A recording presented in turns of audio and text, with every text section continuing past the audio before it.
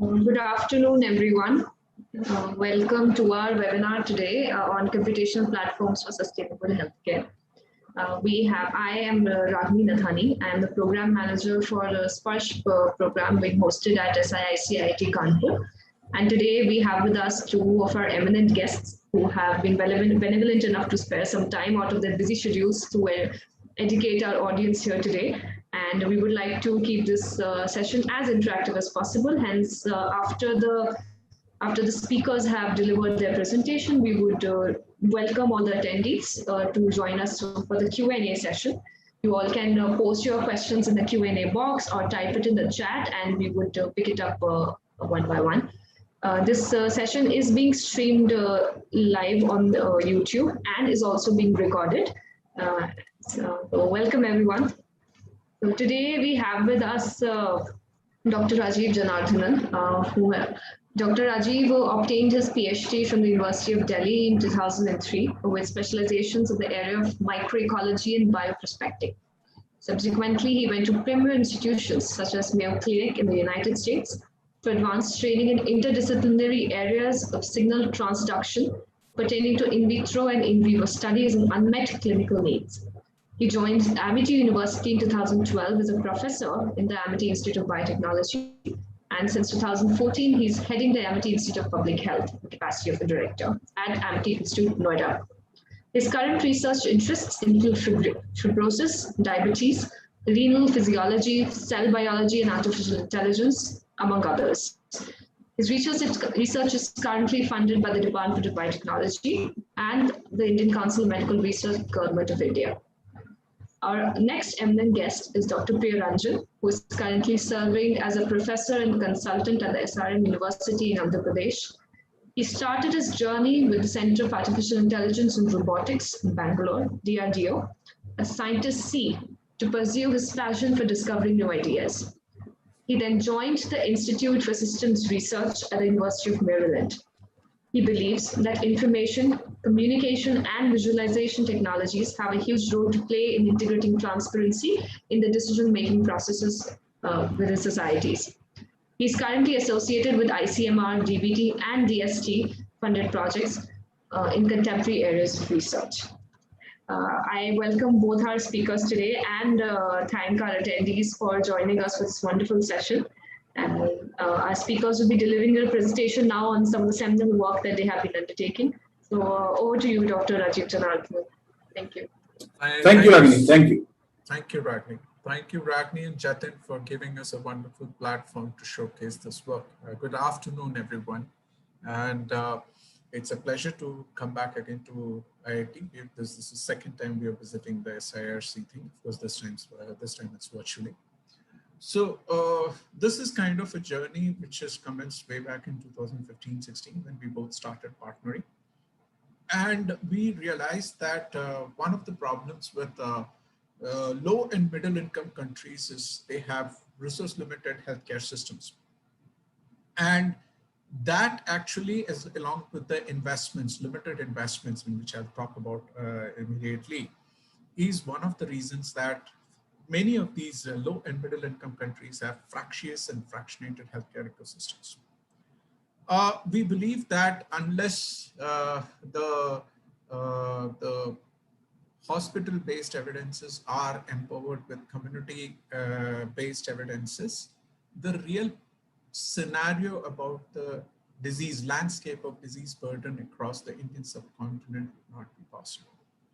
To this end, we kind of try to look at developing unique, user-friendly computational platforms with a view for sustainable healthcare. Because let me just say why computational platforms people use, because we use the latest gadgets to actually seamlessly upload the data, and at a point of usable interface, whether it's a mobile health application, a tablet, mobile phone, or a smart watch, everything should be interfaced to the concerned stakeholder of the healthcare ecosystem. Without much ado, I will start and I'm joined by my colleague and my partner, Dr. Priya Ranjan, who is professor of Department of Electronics and Communication Engineering, and we will show our humble endeavors which we have obtained in the last results and some exciting results which we have seen in the last 5 years. Good afternoon, everyone.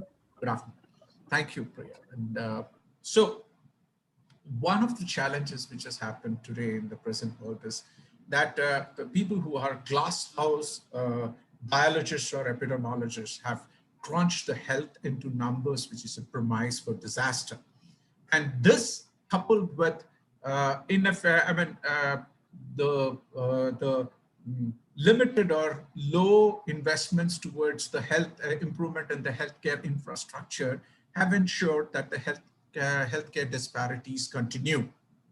To this end, one of the things which we have actually always seen is that since 1996, we have seen in the last 2 decades, there is a huge demographic shift from communicable diseases to non-communicable diseases, and with heart diseases, stroke, diabetes, and lung diseases occupying more than 70% of the pie. And majority of the reasons which are responsible are lifestyle oriented, like for example, sedentary habits, unregulated lifestyle, higher obesity, and stress values. What is alarming is 70% of the Indian population reside in the rural milieu, have no access or limited access to adequate healthcare, and about 80% of the expenses is out of pocket. This results in about 5 to 6% of the population going below the poverty line every year because of their inability to meet hospital-associated expenses. Now, when we talk about identification of the disease burden landscape, which is a prerequisite for the policy interventions, the first thing is we need to have accurate estimation, disease burden estimations, which will provide the foundation for a public policy which will be bottoms up and community empowering. And COVID-19 has taught us that unless we go for, has provided us a renewed national to go for community empowering policies. And this will also form the rationale for actually to provide the government with the rationale to have affordable and accessible healthcare interventions, where it should be like democracy for the people, of the people, by the people. So healthcare or health provisions have to be focused at people who are at the lowest spectra or the section of the healthcare healthcare ecosystem. To move forward, why do we need intelligent decision support systems or computational platforms? One thing is, the first reason is the constrained budgets and the rising costs of medical treatment, along with increased complexity of and also costs of delivery treatments, which lead to, and when somebody pays out of pocket, obviously there are increased expectations and demand for quality patient-centered healthcare.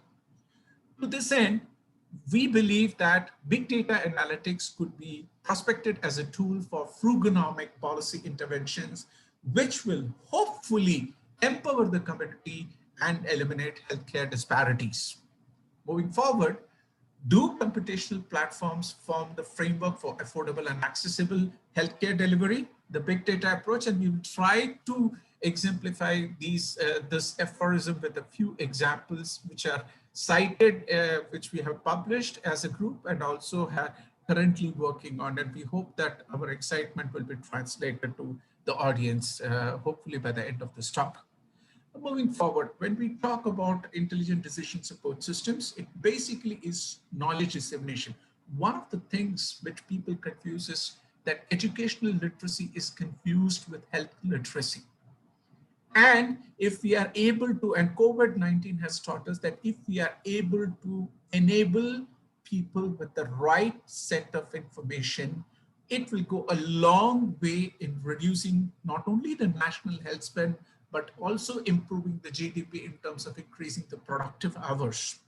And that empowering of all the stakeholders has to happen through health literacy so that it is aligned towards prevention and health promotion efforts towards community empowering. And again, I'm reiterating the rationale for community empowering policy interventions, because unless it's bottoms up, we are not going to get nuanced decisions.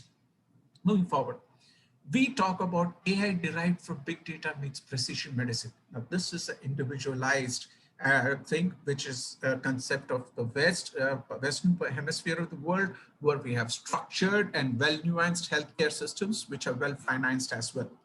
But when we want to serve the cause of low and middle income countries such as India, which have got resources limited, we need to transition the precision medicine, which is data-centric at community level, to form the rationale for what is called precision public health.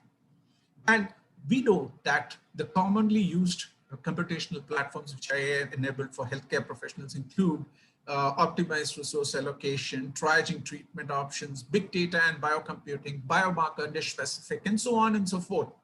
These are some of the very well-known kind of uses. And what is happening is that since the SDG 2030 has come into the forefront, the computational and the world is challenged with the big data to handle the need, and the rationale for using computational platforms has come to the forefront.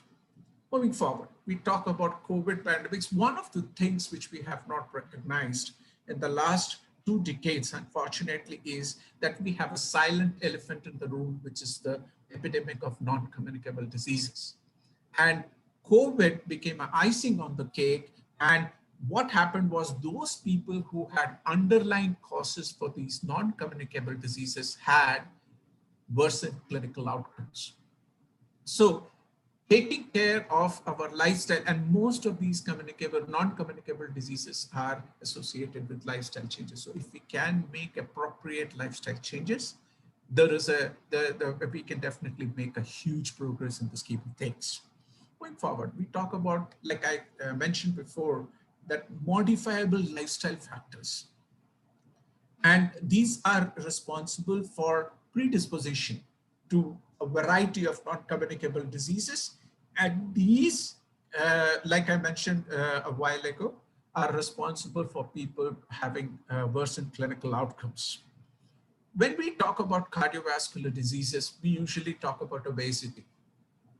Now, initially, obesity along with hypertension and diabetes was associated with as a triad for poor clinical outcomes. Now we have had an O and an I, so it also becomes a COVID kind of morbidity. And we have shown actually that obesity is also influenced with hypertension, and that causes a significant increase in the levels of ACE2 receptors, which forms as a point for dimerization or intracellular trafficking of the COVID molecule into the cell, where it wreaks its havoc, and usually it is predominant in the airway cavity. To this end, what we have done is I worked with 2 collaborators from UBS Dehradun. They were previously at Amity University, and they use electrochemical mechanisms, composite-based electrochemical sensing to detect ACE2. Now, ACE2 was initially thought to be a huge marker for detecting COVID, but we say that we can use these ACE2 receptor levels to quarantine the patients who are extremely hypertensive or long-standing history of hypertension at community level with adequate advisories, so that they are not susceptible to the ravages of COVID-19. So we can use it as a proactive preventing policy, which is a huge forefront for the public health. We also conduct health camps, and we have done that with Batra Hospital in the slums of South Delhi near Sangam Vihar, where we evaluated 500 patients who are having apparently who are healthy and have good cardiovascular health. And we were stunned to see that 1 in 2 healthy adults were either overweight or obese, indicating that obesity is no longer a disease of the rich, but has percolated to the lowest socioeconomic strata of the society. 71% of the so-called apparently healthy subjects had 1 or more risk factors which could contribute to a CV or a COVID event. And what was sterling was that in this community, obesity was directly correlated with correlative markers associated with risk factors. And for example, 8.6% of the patients subjects had variations in ECG, because we had a huge cardiovascular team which was also present. So different markers were there. When we presented these observations, at a conference of cardiologists in 2018, engineer and a basic scientist, we were given the best e-poster. So you see that even the cardiologists welcome these kind of disruptive kind of technologies for evaluating the health status of the community at large. And I'll talk about it in future in a while, that how it has formed the rationale for development of our novel and interactive disease surveillance and forecasting systems, which will be in the presence, which will be in the form of an interactive dashboard, and we'll just talk about it in a while. Now, yeah, this is something which is very important, that when we talk about surveillance and forecasting systems, one of the things which we need to understand is using your geostationary satellites, we can get the macro perturbations because they are set in those imageries. But when we are trying to figure out the use of epidemiology, epidemiologists is required to find out the micro perturbations which will happen at individual level, which is the source of perturbation in a localized niche area. And that requires actually the people to go out in the field and do it. And that's why we are trying to figure out the contact trace methods, visualize it on spatiotemporal, the data in a spatiotemporal way using Google Earth platforms, and also use cloud computing based data input to basically secure using Tor-based encryptions to secure the data. And Priya will talk about it more in a while. This is something which I'm very excited, which is something which has developed in the last 3 weeks of our research, where we were developing the outline for a project proposal, which has been submitted to ICMR. And this is a kind of interactive dashboard, which we started initially with talking about health status of the community, but the same data will have different connotations for people who are either general populace or patients or healthcare professionals or administrators or policy makers or insurance industries, technically all the stakeholders of the healthcare system. So it will be self-satisfying, and each one will have a different take from the same data for their own purposes and needs. And we have also devised an automated real-time embedded device based on COVID message sequences on a temporal scale to update all these so-called stakeholders, which I mentioned in the previous slide, in a customized manner and periodic updates. This is something which is absolutely hot and new and is required to serve the needs of the community, and is a clear and a present need as far as restructuring and reinforcing, and more importantly, kind of strengthening our existent healthcare systems. It will easily fit into the framework of the healthcare ecosystems with minimal costs and expenses to the policymakers and decision. And what the tangible and intangible benefits are, the policy and decision makers who develop and devise programs and instruments of such as programs and policies will have a real sense of data of what is happening at community level and take proactive measures in future to prevent the onset of another pandemic as devastating as COVID-19. Moving forward, we also work with mechanical engineers using computational fluid dynamics to predict cardiovascular diseases. And now, of course, we have used the same platform for COVID diseases based on. So one of the things when we talk about any kind of vascular diseases, whether it's usually the cardiovascular disease, is trying to predict the vascular inflammation in a real time. We have used the rheological attributes of the blood, such as viscosity and surface tension. And we work with an eminent mechanical engineer, Professor Basant Singh Sikarwar from Amity University, Noida, to look at to classify the blood in terms of their viscosity. Suppose somebody has a thyroid aberration and that leads to obesity and that increases the viscosity. So that may cause what is called arteriosclerosis or arterial stiffening before we talk about and may act as a precursor to atherosclerosis as we move forward. Now, this is something which is something. Why do we need COVID and cardiopulmonary diseases? Obviously, anything that impacts the lung has a statutory impact on the cardiovascular diseases. And so what we did was that we tried to look at the chest X-rays or chest radiographs or chest X-rays, which is most commonly available modality. And yes, we are trying to augment and make it more secure data using chest CTs and to define the accuracy of the scores as a platform for computational and analysis. We always use open source Linux-based computational platforms, one that is devoid of worms or any kind of thing, and it can handle large volumes of data in an effortless fashion.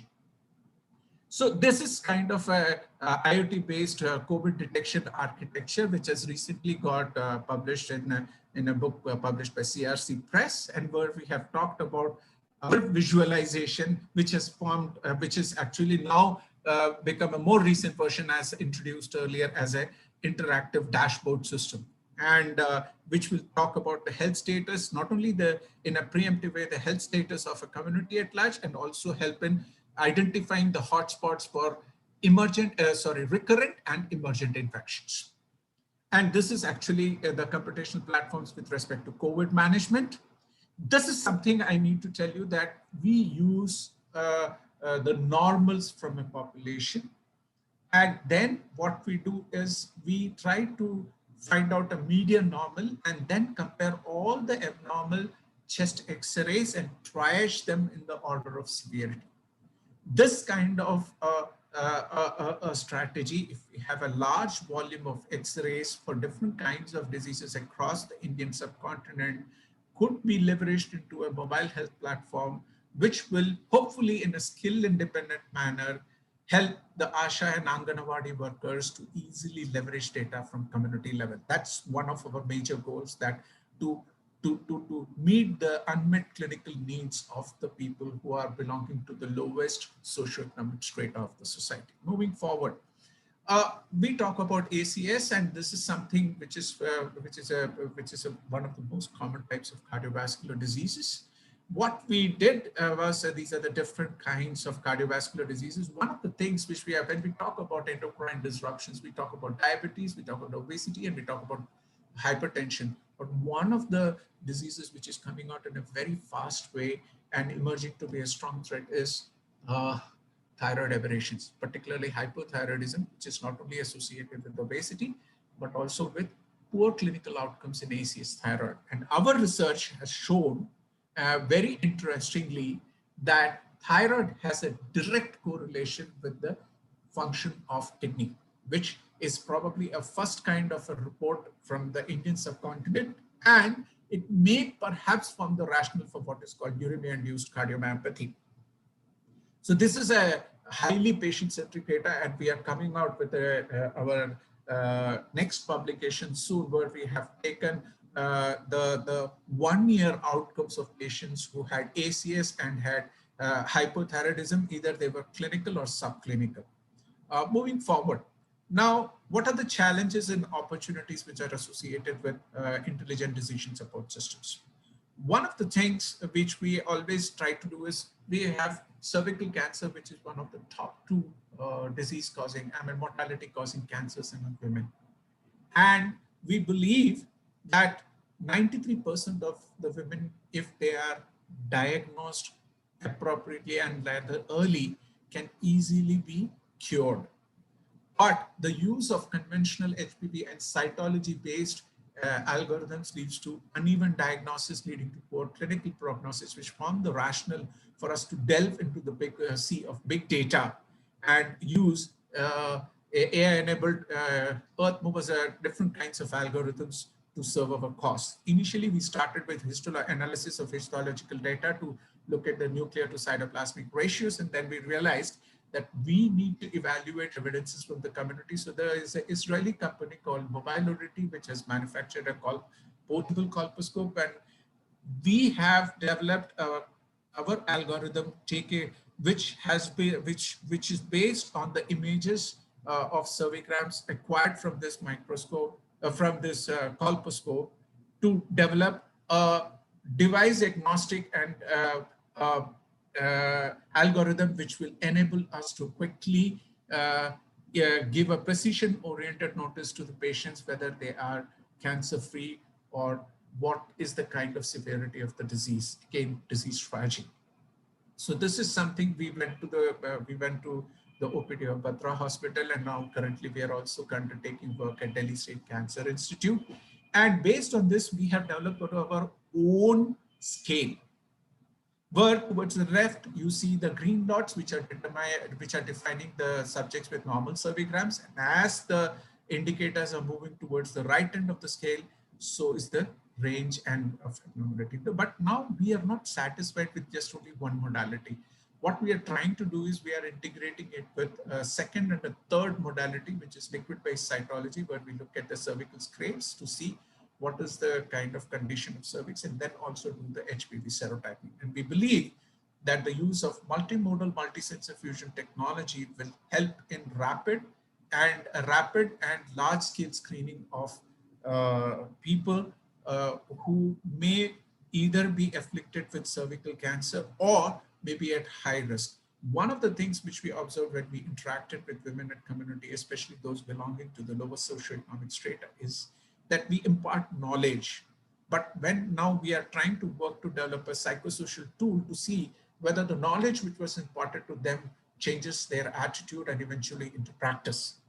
And this is a task in progress, and we are working with behavioral clinical psychologists to accomplish that. Together, we believe that it will form the rationale for actually development to basically resolve the conundrum of what is called miss and missed diagnosis. And it will hopefully improve the diagnosis and the clinical prognosis of the patients. This is something, and at community level, if somebody has some kind of a problem, they can easily be referred to the tertiary care hospitals where they will get the attention they deserve. And that is actually one of, so when we talk about disease tagging, we always talk about disease tagging because we believe we depend on the clinical fraternity, our friends in the clinical fraternity, to take an educated decision for the clinical diagnosis of those patients. And definitely one of the outcomes is development of low-end mobile health applications, which will basically be, most of these diseases, including cervical cancer, are stigmatized. The people who are afflicted are at the end of high levels of social stigma and ostracization. And so this will give them the freedom to connect with the physician's team or the physician at their privacy. And also it can help in promotion of e-health campaigns. This is something which is very important now these days. Before we talk about cervical cancer, one of the issues I would like to address is the issue of menstrual health. There are a lot of, it's a very lonely war for almost every girl, or I would use the word young or middle-aged or old menstruator. That is the correct terminology now these days, who are basically, who need advice to correct their ways, because the use of inappropriate menstrual health practices can have a long-standing effect on their lives. Like Brigham Young told, that if you educate a man, you may educate a man, but if you educate a woman, you educate a generation. And this is something we are very serious about. And we believe that one of the things which we talk about now these days is sustainable menstruation. Because I'll show you the timeline that, Benjamin Franklin introduced the sanitary pads somewhere in 1888. The user of first sanitary pad, napkin may have expired, but the sanitary napkin, because of the burdened use of plastics, is still alive. So this is something we need to, and this was secondly followed by tampons in 1933, and finally biodegradable sanitary pads were brought into use in only 4 years ago in 2017. Now we are kind of advocating the use of menstrual cup, which will hopefully reduce the burden of plastics in the society and help towards a sustainable environmental health and environmental change. We are talking about sustainable societies, and I think sustainable environment is a prerequisite for it. Now, this is something, very noble innovation, which Dr. Priyaranjan and I are very excited about. We are trying to develop a sustainable menstrual cup, which will have a sensor, Bluetooth-enabled sensor, which can be associated with a smartwatch, a mobile phone, or a tab to collect the data that, number one, when the cup is placed inside, how it unfolds properly and ensures that whether the position of the cup is correct. And secondly, inform the menstruator when 2/3 or 3/4 of the cup is full. So that way the menstruator knows that they need to actually replace the effluence of the cup. Another thing is there is a vast majority of middle-aged women who are moving from what is called a regular menstrual cycle to perimenopause conditions, who have heavy and irregular periods. And this, if they sit on this cup, which has been designed by MIT, that will help them to make an educated guess about, what is the level of bleeding or the menstrual refuse which they are doing, and they can hopefully adequately take advice from their gynecologist to do it. So these are all sensor related informations which can be ported to any kind of mobile applications, which will add value to the scheme of things. This is something which is again offshoot from sustainable menstruation to cardiac regeneration. We realize that the menstrual effluents are good sources of mesenchymal stem cells and can be reprogrammed for cardiac regeneration. This concept has just started taking into fruition, and we are exploring different types of different communities of menstruators, including transgenders, to see that who are the best, who have the best mesenchymal stem cell potential, which could be prospected for cardiac regeneration through tissue engineering process. And we will go for more collaborators as we go along in this field. And this is a very exciting thing. We both are very excited about it, because this will lead to meeting the needs of a common woman who may not have the resources to take sustained visits to gynecologists, and can take care of their own things in a very appropriate manner. Resource allocation as well.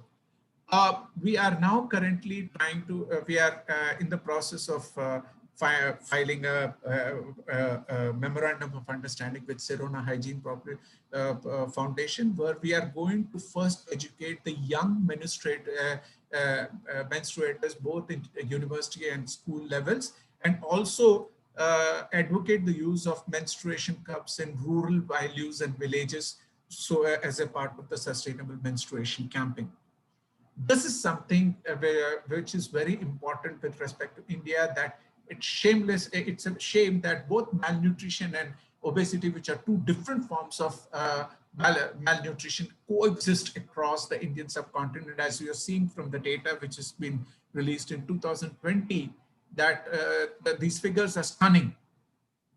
Dr. Priya Ranjan has developed his own mobile health application, where he has automated the process of collecting the BMI in a Bluetooth enabled cloud and storing them in a Bluetooth enabled cloud. And he has been doing it for the last 20 years at PHCs in Bihar and Jharkhand. This is commendable, because malnutrition was something, when the funding was required, people would fetch the data to see that there is malnutrition, more malnutrition is there.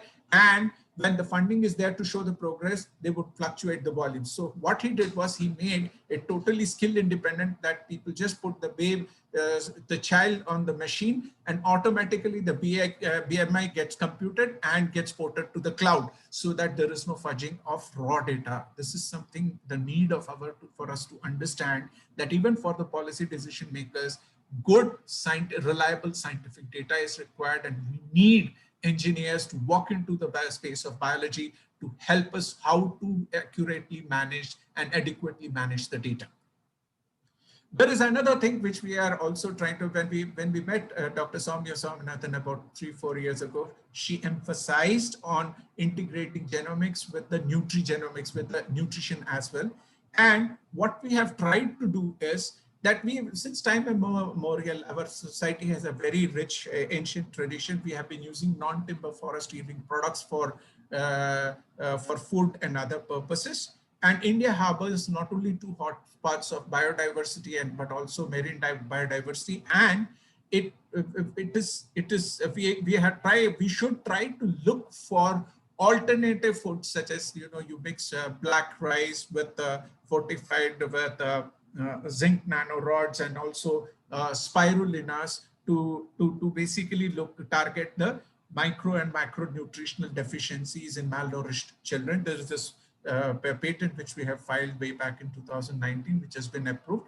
But this is just a work in progress. Unless we have concerted efforts, we make concerted efforts to sit down with the taxonomists, plant taxonomists, the marine biologists, and also people who are biodiversity conservationists to see how best the biodiversity can be prospected for harnessing and prospecting and more importantly, serving of the needs of the populace. It will be a condition which is lost in translation. That is very much in sync with the Sustainable Development Goals, which have been envisaged a few years ago. Do environmental factors define susceptibility of the disease? Now, we talked about plastic, and now we will talk about what are the kinds of sequelae which plastics could have. And one of the things which Nisei population of Japan showed us that it basically showed us a very interesting kind of a thing, that people who migrated from Japan to United States had followed an American type of diet. Their second and third generations had the same susceptibility levels to, where the Japanese are known to eat what is it called, sulfur containing vegetables like your cabbage and cauliflowers, which basically are known to make them susceptible to stomach and colon cancers. More importantly, liver and prostate are also there. And when their diet as well as their environment was altered, they found that their susceptibility, their sons of those Japanese immigrants had the same susceptibility as the California whites.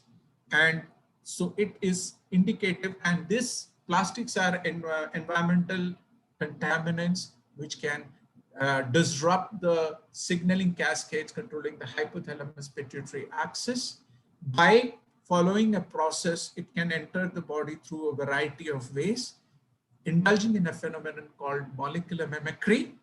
And this can disrupt the energy balance pathways leading to energy balance. This is something all the ladies in the audience should pay attention to, that every morning when you are in the shower, when you're using shampoo, lotion, perfume, or cosmetics, it's a complete chemical shield which is predisposing you to the ravages of cancer. And of course, it has got a strong effect on the oncogenic signaling cascades. The advent of processed food in the last 2 decades has ensured that terminal epithelial bud development, which is called the breast in young adults, is also hindered. And understanding these effects and the conventional so-called the gynecologists think that most of the endocrine disruptive chemicals have their effects usually in utero. That means when the baby is in the uterus. But we believe that there is a shifting exposome which actually alters the susceptibility level of the individual depending on the exposure to the specific contaminant throughout their lives. This is something which we have been very serious about it. And one of my PhD scholars, Ankan Mukherjee Das, has almost on the verge of submitting, and he has made the stellar this thing that phthalates are a type of plasticizers which is used in a variety of industries, from packaging to toy to different kinds of industries. They bind stoichiometrically to estrogen receptor beta, alpha, androgen receptor, progesterone receptors. And what they do is they not only increase, they are associated with BMI increase and also the clinical staging of breast cancer. This is a sterling and a statement that the environmental component of the genetics does play a statutory role in modulating the genetic susceptibility of the overall susceptibility patterns of an individual or a community at large. Needs to give an order. Can we join forces to make biodegradable plastic, which is plasticizer free? This is an order of the day. We are also trying to correlate the extent variability in the endocrine disrupting chemical architecture with patient genetics. This is a mammometer scale where we take the caudal images of the breast and try to see the progression of the disease in a spatio-temporal scale. And if you have any questions, Dr. Priyaranjan will be more than happy to take it. later, and essentially to develop what is called an intelligent decision support system, which will help in early and precision-oriented decision for women, whether they have the beginnings of a cancer session or they are cancer-free. This is something very important because most of the breast cancers are recognized or rather diagnosed at the secondary stage unless the patient has undergone micro or macro metastasis. Now moving forward, this is our third area of work where we talk about cardiovascular diseases. And we have developed our own algorithm for visual interpretation of the cardiovascular diseases. And currently the success of this algorithm is about 80%. And we can stack different kinds of not only the ECGs, we can stack on it the echoes, we can stack on it the clinical and as well as epidemiological as well as molecular data at single nucleotide polymorphisms to this whole thing to develop what is called multi-scale and multimodal integrated fusion technology, digitally fused technologies, which will hopefully help us to detect more cardiovascular diseases at community level or rather disease tagging at community level, which will easily help the clinicians to resolve the cases. We are also currently looking at another interesting way that we are looking at retinal scans or fundus images to look at calcification of coronary arteries. This is something which has not been done so far in India, and we are currently working towards the same. And we are talking to both ophthalmologists as well as the optometrists to get the fundus images and also the basic attributes of the subjects who are being examined so as to look for future analysis. So when we talk about health, earlier we would talk about preventing CVD. Now we have to add an O and an I to make it COVID as well. We all have developed several scales, unique scales. One of the things which we always do is all the scales which are developed by us have got their origin. We pay obeisance to our ancient language, that is Sanskrit. Om, the oncometer, is to develop is a scale to triage cervical cancer patients. Stanar Buddha Marpika is for breast cancer patients. Hriday, that is heart regulated intelligent decision augmented information system, is for detecting cardiovascular diseases, and Kloman meter is for lung diseases.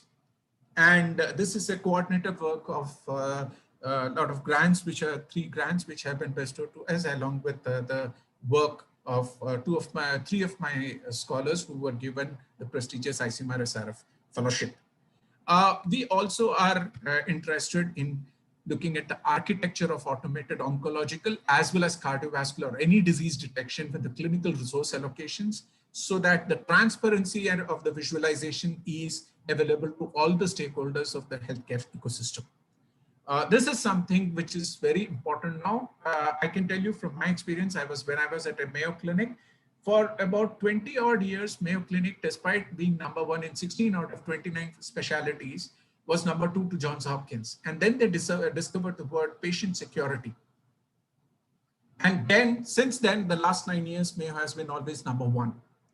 So in today's world, in the post-COVID era, every stakeholder of the healthcare system should be concerned about their health data as well as its encryption and security, so that wrong messages are not posted. So to this end, Dr. Priyaranjan, and I believe he has been the architect for developing privacy and enabled privacy and security systems on digital health platforms, which will help in prospecting the multiple clinical platforms for different kinds of getting different kinds of segregated data, which we will hopefully integrate, and we will try to present as a part of your integrated disease dashboards evaluating the health status of the community at large.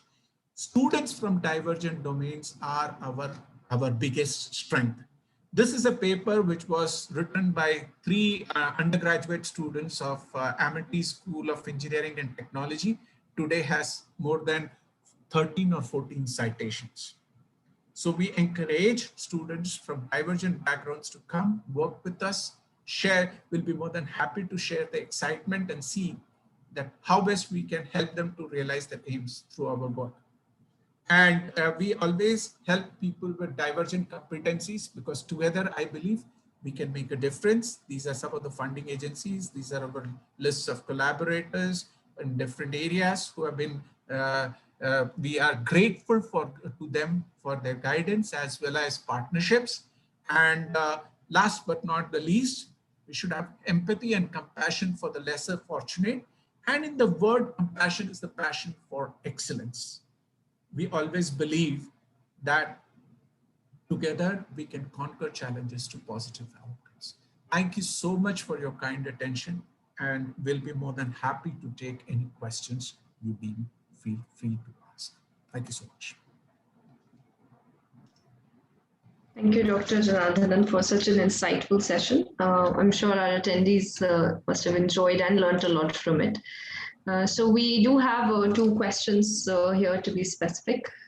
One of the, so before I do move on to the Q&A, I would like to inform all our attendees here. Some of you are aware, and those who are not, I would like to inform them of an ongoing fellowship in the maternal and child health space that SIIC IIT Kanpur is currently accepting applications for. And in lieu of that particular fellowship, we had invited our eminent guests for the day who have shed some light on the contemporary issues that need solving and how data can be instrumental in taking the journey forward. So we would invite all of you present here to join the Sparsh Fellowship. And also I would drop in my email ID and contact details at the end of the session, so you can feel free to reach out to me anytime you want. Now, moving on to the questions.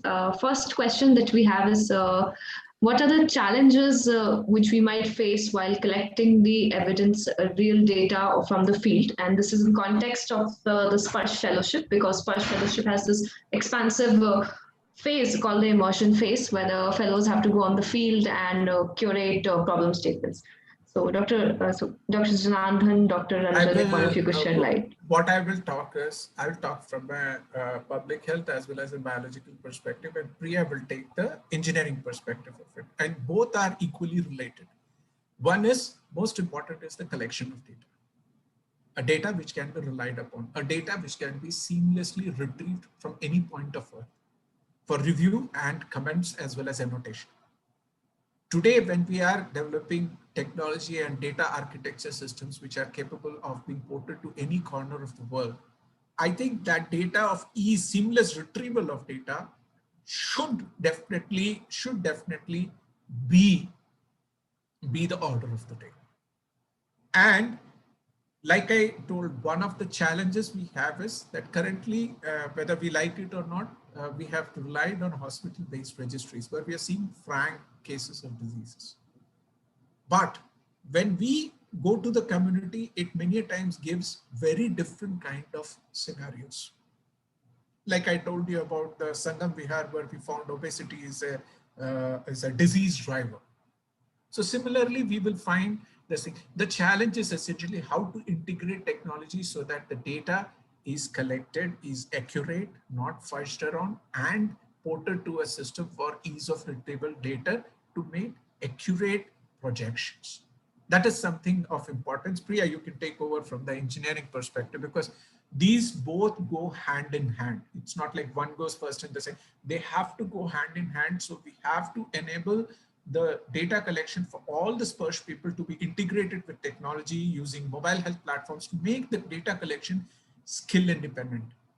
Unless it is a participatory phenomenon where the members of the community are empowered, like including say Asha and Anganawadi workers who will have a fair feel of the local milieu, it will be a task lost in translation. Over to you, Dr. Priyaranjan. Dr. Priyaranjan? Yeah, kindly unmute yourself. Priya, you need to unmute yourself. That's one. Yeah. Thank you. So I just wanted to post a video first. Thanks for the question.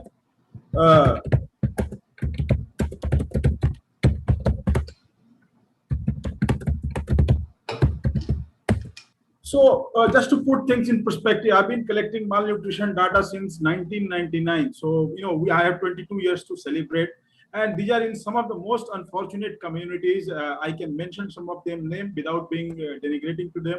There are Musahars of, Jahanabad. There are very low and deprived community on the socio-economic scale in Bihar, Jharkhand. We also did some data collection in Tamil Nadu actually. And most important part is, first thing is to have a good heart. Most people go there with a commercial motive. Unfortunately, clinical sciences and relative data collection has become so hyper commercialized, and there is so much money to be made in the projects and so on, that people have their different interests. So, I just had one interest to collect the data. I went there, and you can see in the video I posted that things in villages are very complicated.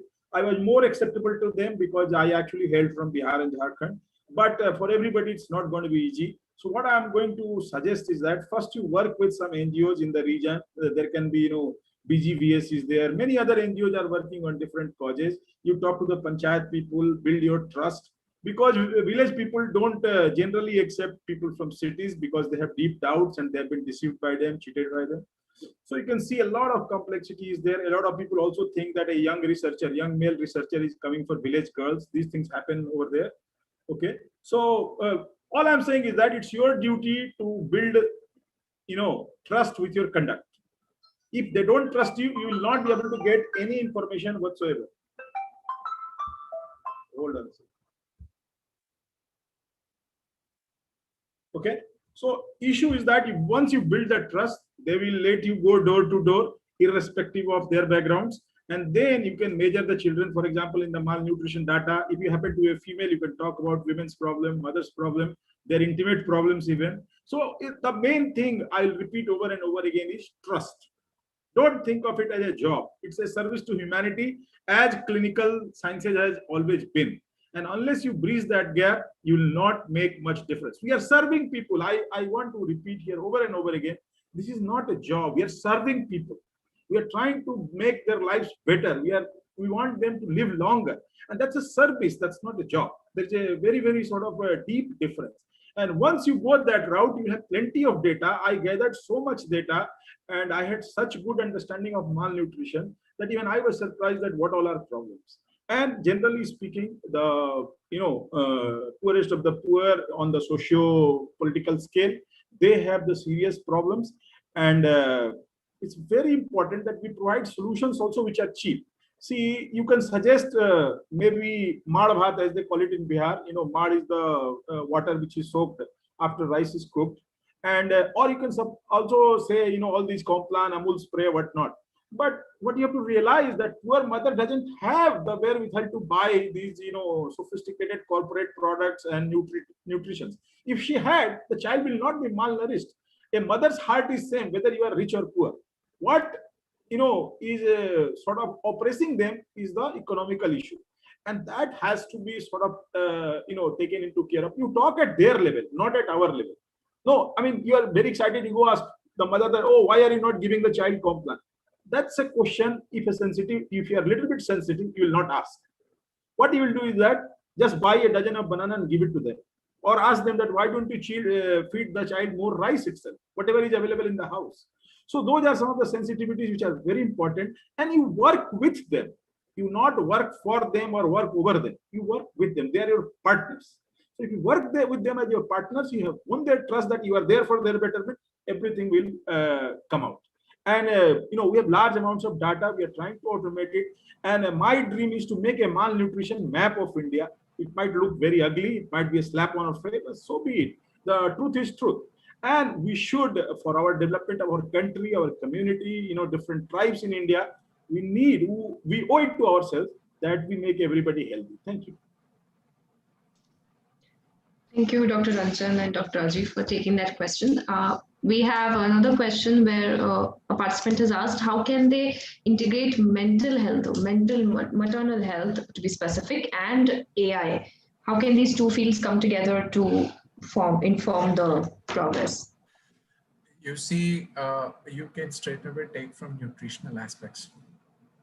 Any data fed into a medical computational platform will take care of the basic needs and nuances. The question which is burning in the community of your choice is the most important thing. How you compute data. The computational data platform will give you the data you feed. So like we have emphasized, the congruency and the fidelity of the data is most important. And then followed by how best you can, what is the problem? I mean, any data, like we have 1.3 billion people in the country. If we just assess their sugar levels, their blood pressure levels, their BMI levels, that is big data. So similarly in maternal health, at every stage of the first trimester, second trimester, third trimester, whatever data is there, when does the preeclampsia step, when does the neural development happen of the baby, what are the kind of do's and don'ts, so many kind of nuances and informations can be concerted and dumped into what is called a health literacy tool, which can become a soft mobile health application to be ported on either Android, HTC, or what do you say, iOS platform, and it can also be provided as a web service. So the most important thing is the questions have to be important with respect to maternal health and what can be at ease and non-invasively acquired, following the institutional ethical norms and also the patient after obtaining patient informed consents and all the regulations, because this is serious and we would appreciate that people contribute a bit in all the seriousness, like Dr. Priya Ranjan told, with a view to serve the needs of the society. Dr. Priya. Yeah. So thank you for this question. Actually, this is a very interesting aspect, especially for maternal health and child. So I have a collaborator who is my classmate in high school. His name is Dr. Sanjay. He works with Oxford. And two of my students actually did PhD. Only thing is that they were looking at impact of gaming technology when kids are addicted, and they wanted to predict that using EEG. Now, only difference here is that they were looking at impact of gaming technology. We can change that from the motherhood experience. So what we need to do is that we need to build some portable EEGs at affordable prices and sort of monitor the expectant mothers all 9 months, and that can give you a very good model that what kind of mental either pleasure or excruciation the mother might be going through, and accordingly you should design your strategy to cope up with it, right? So if mother is very troubled, you need to counsel, and that your software can tell you from prediction. That's where AI comes into the picture as a large scale, because we are talking about a public health project, not a personal sort of treatment that we already have. That's a separate channel, and rich mothers can always afford that.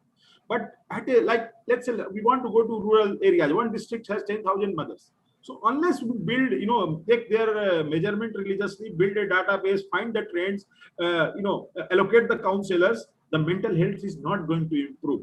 But the role played by EEG machines and the AI is very, very crucial in connecting the dots over there, because there is a gap between where counseling is demanded and where counseling is being provided. You can call it a rich-poor gap, urban-rural gap, or any other gap. So that's where technology can do these things easily, but we have to provide some counseling, because only at the end of the day, that is going to solve the problem. Otherwise, by EEG machine, we'll know the problem, but we don't know what to do with it. And that gets the patient frustrated, because they say it's like, treating a person with a heart disease. You tell them that they have a heart disease, but you can't give them medicine. That gets them very worked out. So you have to be very careful how you handle this situation. Always go with some solution, at least partial solution. And then you will get an insight which hitherto will be totally like revelation to you. Yeah, I agree with you. Thank you. Thank you. So we have another question that asks, do you see the potential of IoT-enabled devices to reduce infant mortality? Whether remote monitoring of infant vital parameters and intelligent diagnostics can help reduce infant mortality in rural areas. So if you have any inputs on this. You see, it's a very subjective question. And it depends on the kind of, so for establishing any kind of ergonomic portal or kind of thing to look at infant mortality, there are a host range of characteristics which needs to be taken into account. So without delving into the details of the project at this point, yes, the potential is there, but we would need to talk to pediatricians and also the gynecologists, take their in-depth data, because we always for all our projects, we have eminent cardiologists or oncologists or clinical oncologists or gynecologists, or we always take them on board because their professional expertise is an integral part of developing the software platforms. So their clinical expertise gets translated, so they become happy and are let's say it becomes user friendly to them before we go further. So it is a trial and tested process. So we will need to do first a lot of homework to find out the exact things. Like it's a very burning unmet clinical need. Let me be honest with you, because of the limitations of the resource limited healthcare systems we have. But yes, we would definitely be more than happy to look at this problem. But before we look at it, the homework needs to be done to understand what are the patterns and processes associated with the disease, especially contributing to increased infant mortality, in addition to sepsis and so on and so forth. Yeah. Thank you for add something to that. Please go ahead. Yeah, actually, this is a very interesting problem and it can be solved. So some examples I'll give you. Just think of it that a doctor is sitting in AIMS and his patient in some villages, maybe in Punjab or Uttar Pradesh, Haryana, anywhere. So we can easily build a the device they use to check the patients, which will be based on IoT. So whatever device they want, that can be actuated in the village and the output can be fed back into AIMS Delhi. Okay, it can be a stethoscope, it can be any device they want. And that's the sort of promise of telemedicine, which still is only partial success, I would say. Other thing you can say that whichever room is housing the child, we can put a whole bunch of sensors. One sensor can be just sound sensor. And by cries and the sound child makes, you can infer a lot of things, whether it's a healthy sound, medium, or child is weak and decaying. So a lot of things can be inferred. The way child spits, you can judge a lot of things on the sort of fly and email the photo or anything like that, just transfer it on the network. So with a little bit of effort and testing and maybe some investment with components, a large number of things. So the way to put it is that the reach of a stethoscope can be extended to anywhere in India or world using IoT. I think that's what in one line I'll sum up with. A stethoscope is no more a hanging thing on the doctor's neck. It can be using that thing. We can reach anywhere as long as IoT is supported. Thank you. Thank you. So our next question is from Karan. Are the Indian food composition tables being used to inform local populations toward nutritional choices during pregnancy? Are there any educational? This is just on the part to it. So the thing is, unfortunately, the modern medicine is not using appropriately the knowledge of traditional sciences, whether it's our traditional part of our heritage or the Ayush-based medicines for these kind of things, and also prospecting the alternative food to provide the required nutritional requirements. This is something a serious concern. And part of the problem is that different branches of sciences are not sitting around and trying to talk. When we talk about these kind of, like, Dr. Priyaranjan and myself, we need to have these kind of crosstalks so they will be complementary to each other. Until that complementarity is digitized and made available to the people, this is our also wishful thinking. When I talked about inventorizing the biodiversity to provide the needs, there is a lot of untapped local culture or a part of our heritage which has been lost in translation when our grandmothers, grandfathers, or parents, went away. So unless that is digitized, made available, and actually in a appropriate fashion, this is a work in the progress, and I do hope that in near future, someone takes the cudgels and ensures that the translation happens. Priya, you want to add something? Yeah, little bit. Please forgive me for some of my comments. I think the question is a little bit advanced than the reality. In reality, at least the food they don't have the luxury of making a choice that what kind of food they should take. The question currently being asked is when a mother has a choice to, pick a food which is healthy for her. The dearth of food and the way it has become expensive, plus other socio-economic, political dynamics in the villages is such that a lot of mothers are deprived from enough food. Forget about making a choice about food. So I think the right question should be asked is that does every, I mean, have we provided enough food for every mother? And once that answer is yes, then we can come up with the luxury of making a choice that what is healthy for her or what may harm her interest. That's all. Thank you. Thank you, sir. So we have another question that, in fact, I keep getting because since Sparsh mandates the fellows to go on field and pick problem statements. So in that context, Shivam has asked that after finding a lot of unmet needs in the hospital, how do we select that one problem that we would like to begin to work on? That depends on the community. What is an emergent burning unmet clinical need in the community? That is something which has got a social context. No problem, any scientific problem which does not have a social context will not have participatory feeling. So if somebody has a very simple thing as something like unsafe or drinking water problems, so all the problems will be associated with waterborne, vector-borne diseases which are circulating that problem. Our insightfulness in trying to identify the problem which becomes a menace to the community is the first most important thing, and it will vary from one community. There is no one mandate for all the communities. Each community will have its specific needs as well as unmet clinical needs, and it needs a lot of repeated interactions with the different stakeholders in the community to identify that what is an emergent burning which they feel passionately about, and that should form the rationale for. So my motto is to tell that social context for any problem is very, very important. If somebody one of the attendees has raised hand. Yes, so I would allow Karan to speak. Please ask your question, Karan. Please unmute yourself and ask your question. Hi, sir. So I apologize if my question is going back to the nutritional aspects of this, because I feel there's a huge correlation between the maternity phase and the right nutrition being given. Like you mentioned, a lot of information is lost, but even where there's deficiency of food, the right food, even in limited amounts, would make a huge difference compared to taking any food.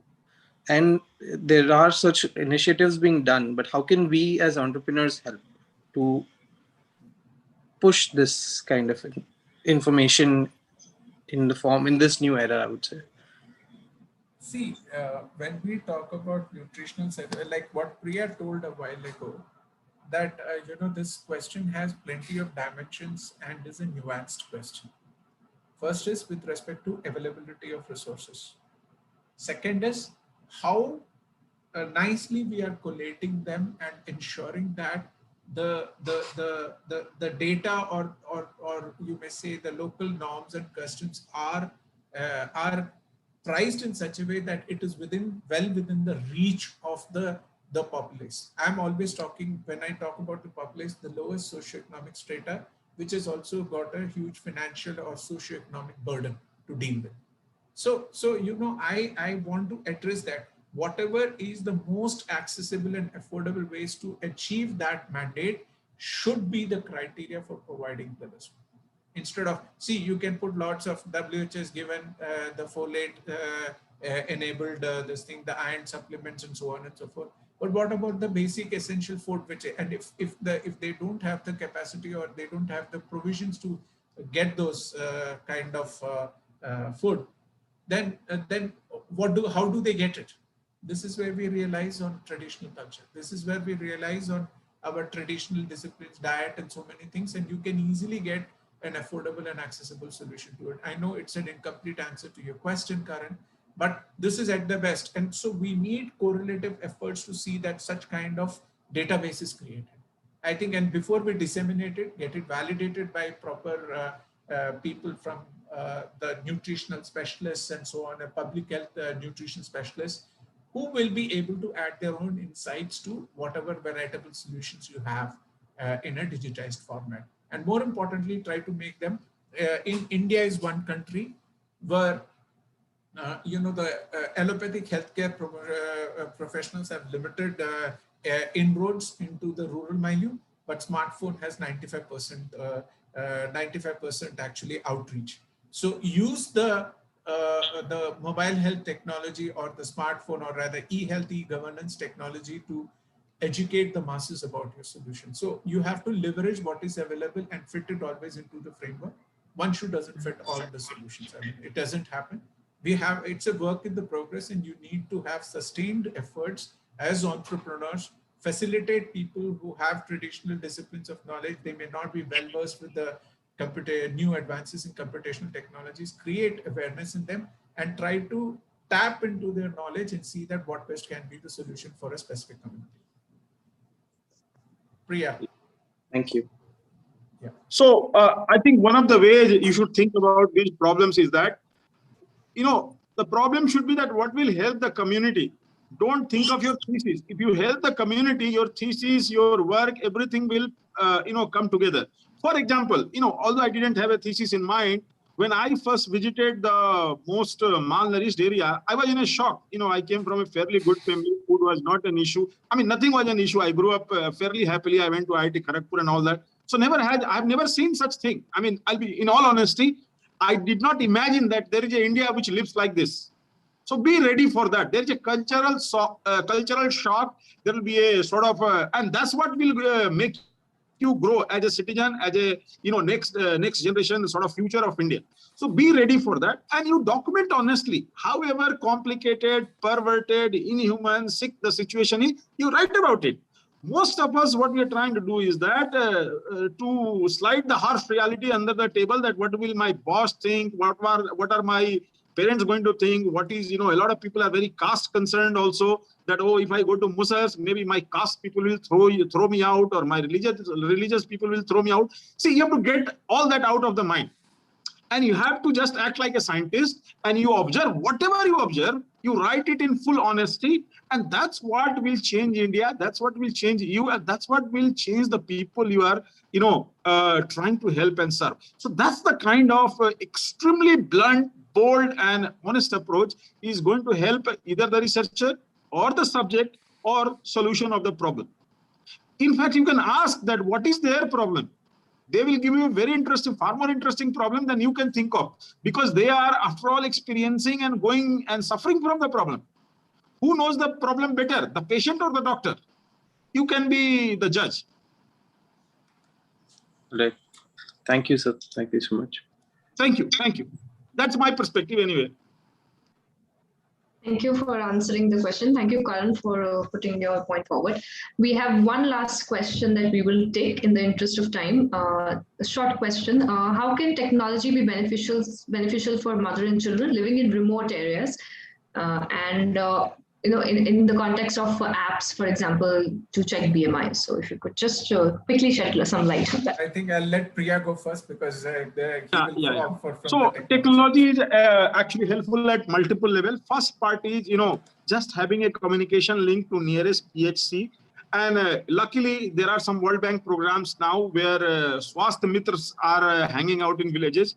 How educated and trained they are, that can be anyone's guess. But certainly, the Anganwadis are providing some food to some extent. Second layer of things are that the schools are also providing food. So until child has become 10, there is almost free food provided by government, and this is a revolutionary step. In particular, in Adivasi area, child mortality used to be very high.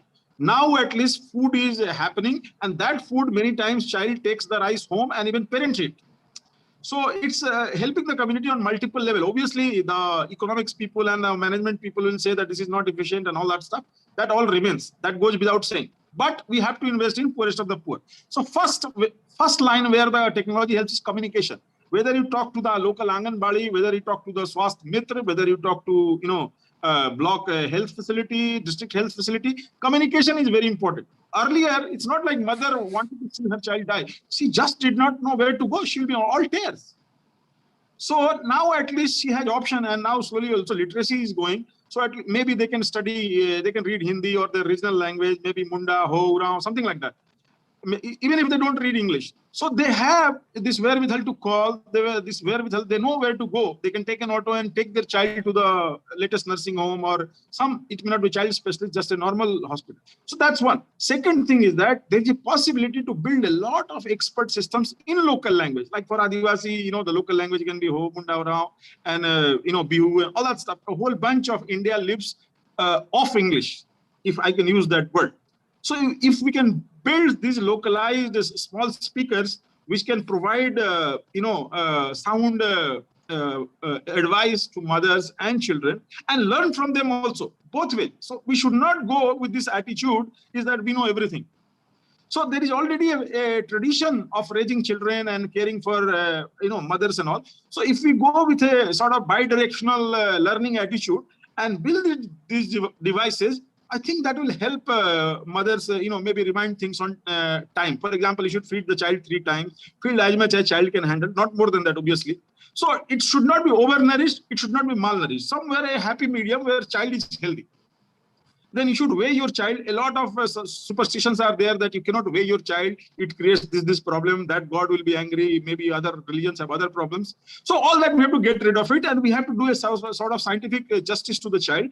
That child is fed, monitored, and compared with the age. And if not malnourished, then normal course continues. Otherwise, we feed more. So these are some of the things. They all can be automated, and this has to be monitored. Because mother has many other things also to do in the villages. She has to go to the field, she has to also cut crops, and so on and so forth. And also there are large number of children. Many times there is a competition among children in the family for food and other resources, even maybe affection of mother. So all these things one has to, think through. First, I have to learn how to handle the situation. And then it is possible to build some devices which may or may not be of use. I think that's where I will leave it. Thank you. I think Priya has mostly and nicely answered the question, so I guess it doesn't require a repartee from mine. Okay. Thank you, Dr. Priya. Thank you, Dr. Rajiv. So this was a wonderful session, and we have an interactive one as well. I would like to thank both our speakers for joining us, to my colleague Jatin Mishra for organizing this session, and of course to all the participants who came and made it worthwhile for all of us here. We'll be sharing the recording and other details that you would like as a follow-up to this event. And we look forward to having you in all the subsequent events. And our interest is that, let's not limit the conversation to only this session. Please feel free to reach out to us in one way or other. And let's hope that we can probably think of a solution to cater to your needs, at least point you to the right direction. Because when we started our journey, we also had a lot of questions. Some of them still continue. And we see, we are not ashamed to tell that we still see lots and lots of advice before we make a move, because it's always better to ask 1,000 dumb questions than do a dumb thing, which will compromise the value of the technology. Thank you so much for your kind questions, and thank you everyone for the opportunity. Thank you. Thank you, Dr. Priya, and thank you, Rajiv sir. Thank you.